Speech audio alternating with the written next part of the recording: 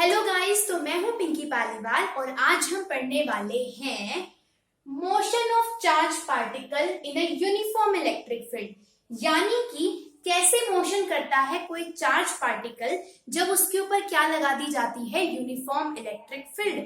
तो जो आपका चार्ज पार्टिकल होता है ना, वो पैराबोलिक पाथ को फॉलो करता है। अब ये पैराबोलिक मतलब देखो, तो जब आपके पास में कोई charge particle uniform electric field के अंदर एंटर करता है तो वो क्या करता है, पैराबोलिक पाथ को फॉलो करता है। जबकि जब कोई चार्ज पार्टिकल आपका यूनिफॉर्म मैग्नेटिक फील्ड के अंदर एंटर करता है तो वो फॉलो करता है स्पाइरल पाथ को। तो सबसे पहले हमें क्या पढ़ना है, motion of charge particle in uniform electric field. तो समझो इस डायग्राम से, मैंने यहाँ पर ऊपर की साइड क्या लगा रखी थी, इलेक्ट्रिक फील्ड लगाई। ठीक है, यहाँ वाले पॉइंट को अगर मैं ओरिजिन मान लूं, यहाँ पर, ठीक है, आपके पास में मैंने ओरिजिन मान लिया। जब तक मैंने इलेक्ट्रिक फील्ड नहीं लगाई थी तो यहां से मान लिया कोई चार्ज पार्टिकल आ रहा है, चार्ज पार्टिकल के चलने का मैंने रास्ता दिखा रखा है। ये क्या है, चार्ज पार्टिकल के चलने का रास्ता। तो जब तक कोई इलेक्ट्रिक फील्ड नहीं थी तो ये चार्ज पार्टिकल सीधा सीधा इसके अंदर एंटर करता है, इस वाले रास्ते के अंदर, और आकर इस ए वाले पॉइंट को स्ट्राइक कर जाता, टकरा जाता। कब, जब तक कोई इलेक्ट्रिक फील्ड नहीं थी। अब मैंने लगा दी इलेक्ट्रिक फील्ड, तो जैसे ही मैंने इलेक्ट्रिक फील्ड लगाई तो ये चार्ज पार्टिकल आपका क्या हुआ, एक्सेलरेट होगा। एक्सेलरेट होगा क्योंकि इलेक्ट्रिक फील्ड क्या कराती है, किसी भी चार्ज पार्टिकल को एक्सेलरेट कराती है।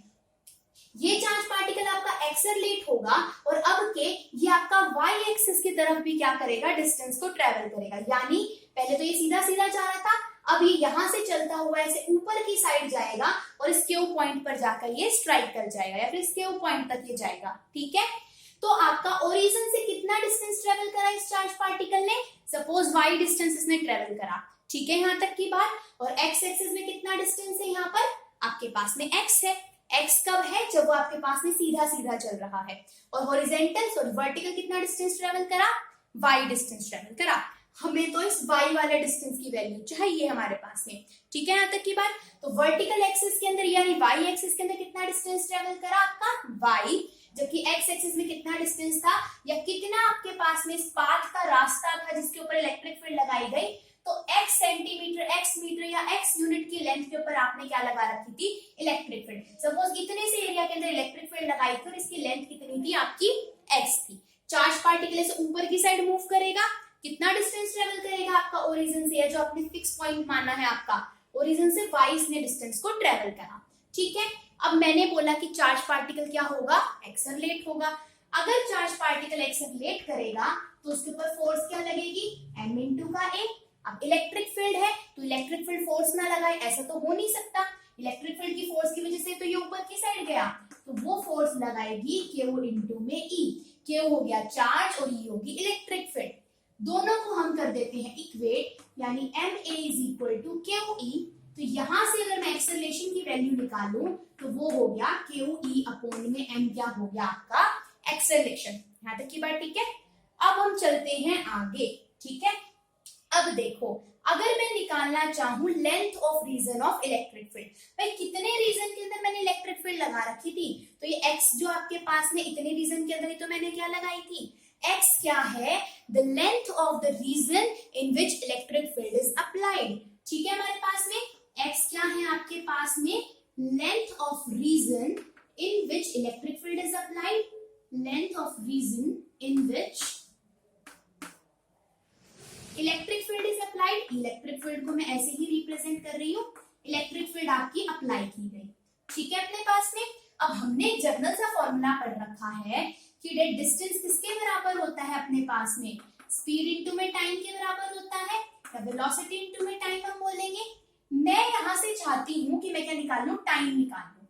अब देखो, इलेक्ट्रिक फील्ड एक वेक्टर क्वांटिटी है तो हमें यहाँ पे वेलोसिटी यूज करना पड़ेगा। तो हम क्या बोलते हैं, वेलोसिटी मल्टीप्लाई में टाइम। तो डिस्टेंस कितना ट्रेवल कर रहा है, x। कितना डिस्टेंस ट्रेवल कर रहा है, x ना। तो मैं यहाँ पे क्या, अरे ऐसे आ जाते हैं, तो x आपका डिस्टेंस हो गया, v वेलोसिटी और t टाइम।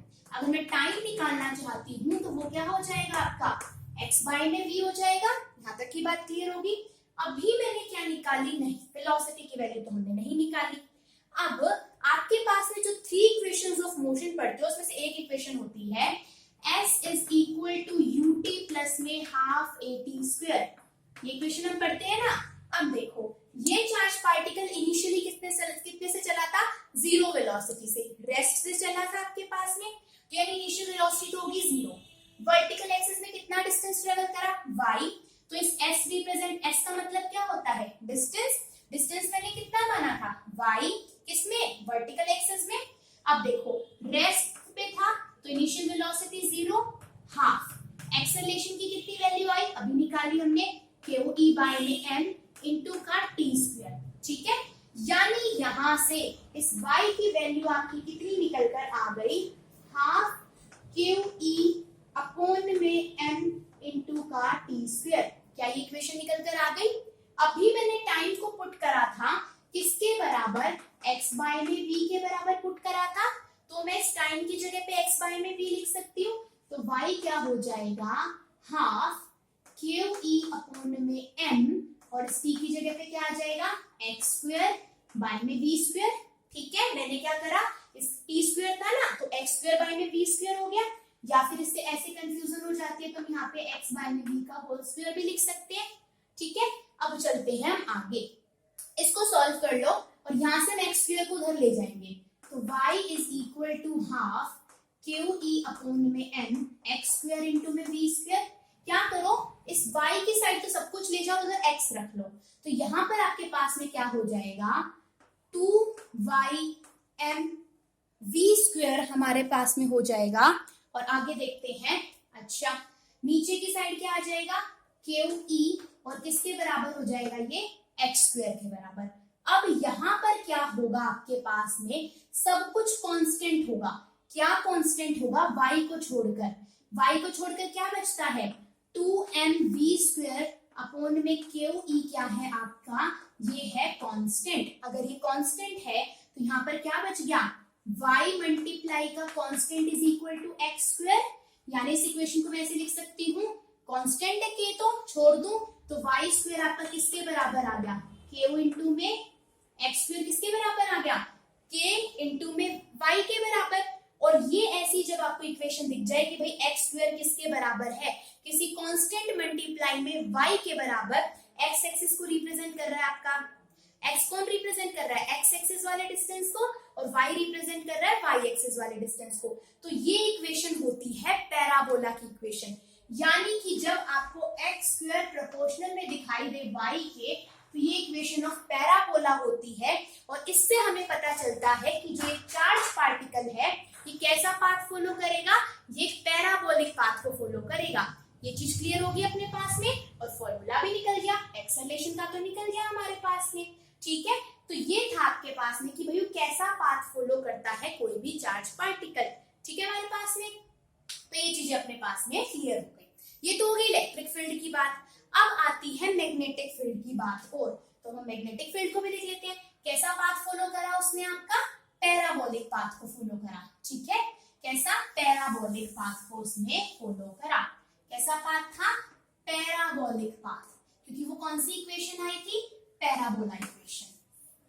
पैराबोलिक पाथ को उसने फॉलो करा, ठीक है हमारे पास में।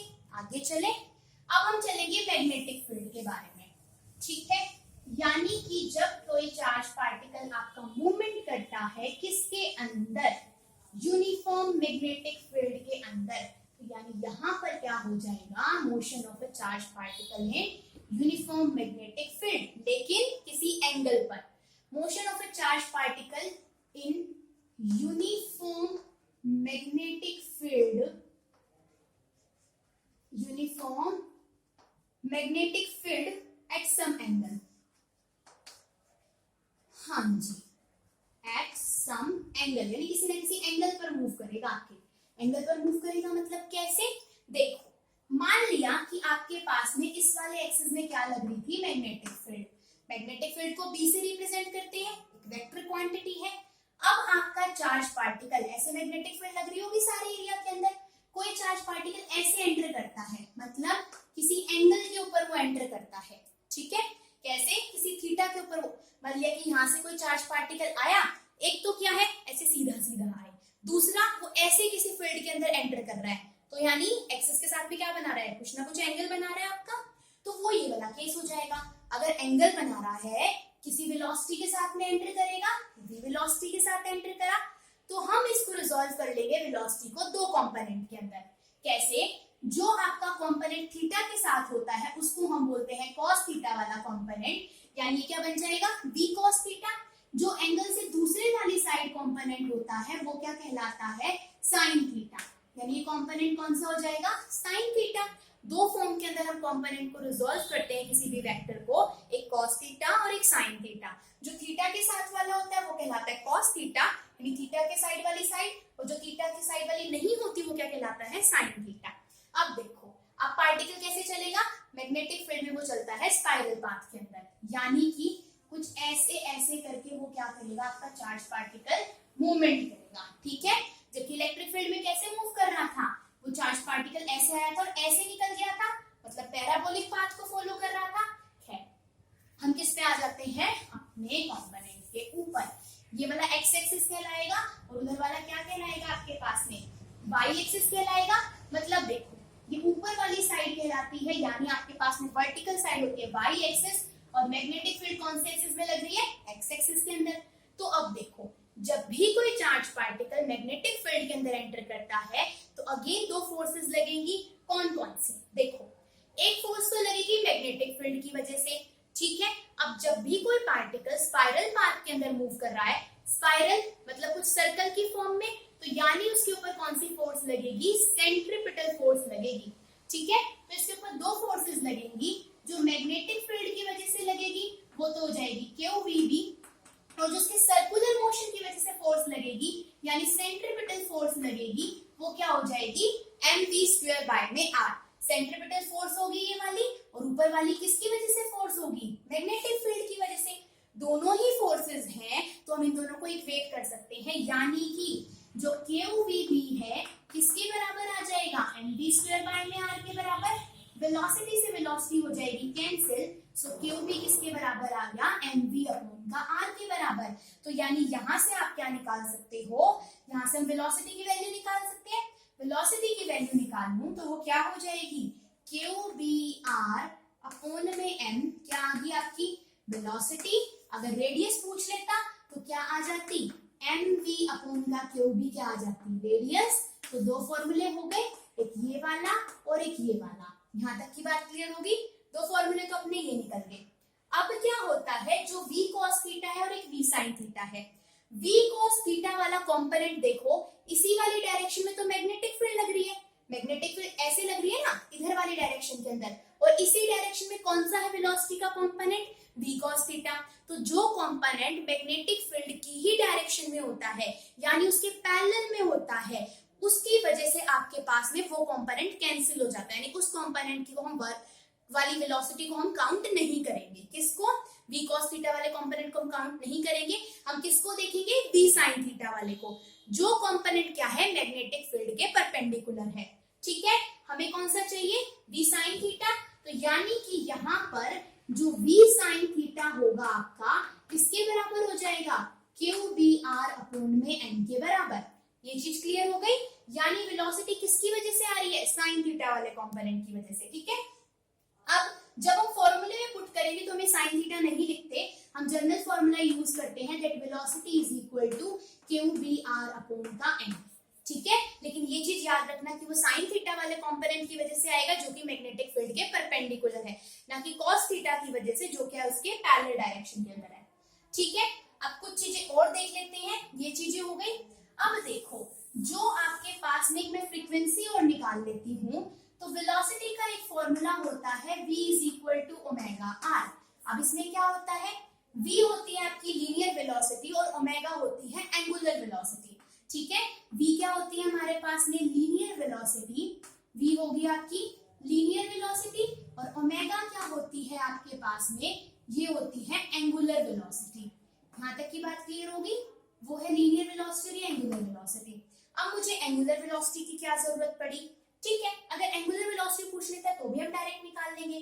ओमेगा किसके बराबर हो जाएगा, v/r के बराबर। v किसके बराबर थी, QVr/m के बराबर, डिवाइडेड बाय में r से r कट गया, यानी ओमेगा की वैल्यू किसके बराबर आ गई, क्यू बी अपॉन में एम के बराबर। ठीक है, अब यहां से हम निकाल लेंगे फ्रीक्वेंसी। अब देखो ये चीज ओमेगा की वैल्यू आ गई, हम चलते हैं आगे। ठीक है, कैसे आगे चलेंगे, तो हम इसको रख कर देते हैं यहां से। ठीक है, हमें ये पता है कि जो ये ओमेगा होता है ये बराबर होता है 2 पाई इंटू में न्यू के बराबर। न्यू क्या है आपकी एंगुलर, देखो ये एंगुलर फ्रीक्वेंसी होती है, नॉर्मल फ्रीक्वेंसी होती है। एंगुलर फ्रीक्वेंसी ये है फ्रीक्वेंसी ओनली। तो यहां से अगर इस फ्रीक्वेंसी की वैल्यू निकालनी हो तो ओमेगा अपॉन का 2 पाई हो जाएगा म्यू के बराबर, जो क्या है आपके पास में फ्रीक्वेंसी है। ठीक है, तो ओमेगा की वैल्यू क्या थी, क्यू बी अपॉन का एम, पुट कर देते हैं ओमेगा की जगह पे क्यू बी अपॉन का एम, नीचे था 2 पाई, ये हो जाएगा फ्रीक्वेंसी के बराबर, कुछ कटता तो है नहीं, तो यानी फ्रीक्वेंसी किसके बराबर आ जाएगी, क्यू बी अपॉन का 2 पाई एम के बराबर। फ्रीक्वेंसी आ गई। टाइम पीरियड अगर पूछ ले तो हमको क्या पता है कि टाइम होता है इनवर्स ऑफ फ्रीक्वेंसी, तो फ्रीक्वेंसी के फॉर्मूले को उल्टा कर दे तो टाइम पीरियड क्या हो जाएगा आपके पास में, क्यू बी मैंने नीचे लिख दिया और ऊपर क्या आ जाएगा 2 पाई अपॉन का एम, ये चीज निकल कर आ गई। अगर वो पूछ लेता काइनेटिक एनर्जी, तो काइनेटिक एनर्जी किसके बराबर होती है, हाफ एम बी स्क्वायर के बराबर। तो यहाँ पर आप इस वेलोसिटी की वैल्यू को पुट करके क्या निकाल सकते हो, काइनेटिक एनर्जी भी निकाल सकते हो। ठीक है, यहाँ तक की बात। तो ये हो गया हमारे पास में motion of charge particle in magnetic field. ठीक है, यहाँ तक की बात। तो ये वाला टॉपिक हमारा हो गया खत्म यहाँ पर। ठीक।